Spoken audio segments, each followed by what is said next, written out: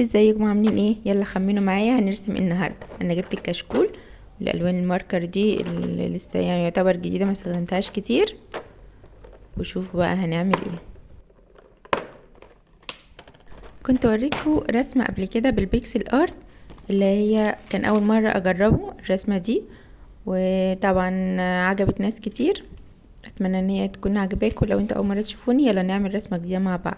هنفتح البنترست وهنكتب مع بعض بيكسل ارت او من على جوجل، تقدروا تجيبوا اي رسمه تعجبكم. هنجيب بيكسل ارت وهنختار بقى الرسمه اللي احنا عايزين نعملها. هنا الحاجات كانت كتير قوي، وطبعا بما ان ولادي قاعدين جنبي فهم قرروا ان هم عايزين يعملوا الرسمه دي. عايزه اقول لكم انا كنت مختار حاجات تانية بس هم حابين دي.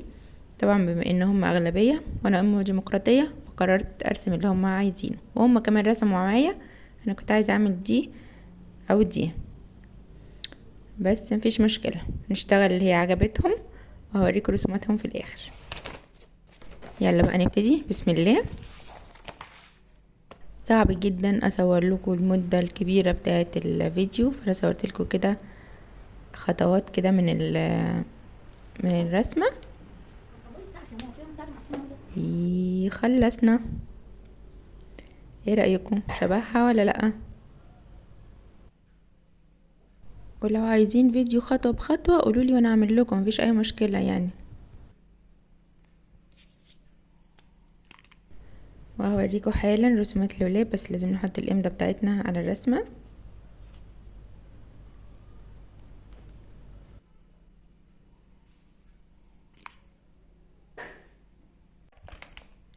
هوريكم بقى دلوقتي رسومات اولادي لنفس الرسمه بالظبط. ادي واحده وكمان ادي التانية. الخط الحادثة ده انا اللي عملته صراحة غصب عني، فقولوا لي ايه رأيكم انهي احلى لو قادرين تفرقوا ما بينهم، اللي على اليمين ولا اللي على الشمال. ويا ترى جربتوا التكنيك ده قبل كده او البيكسل ارت قبل كده؟ لو جربتوا قبل كده حطوا لي رسمكم في الكومنتات، ولو لسه هتجربوه قولوا لي ايه رأيكم فيه لما تجربوا، ولو حابين اعمل رسومات تانية قولوا لي برضو في التعليقات. وقولوا لي حابين انهي اكتر، الفيديوهات اللي بصوت ولا اللي من غير صوت. اشوفكم بقى في فيديوهات تانية على خير بإذن الله.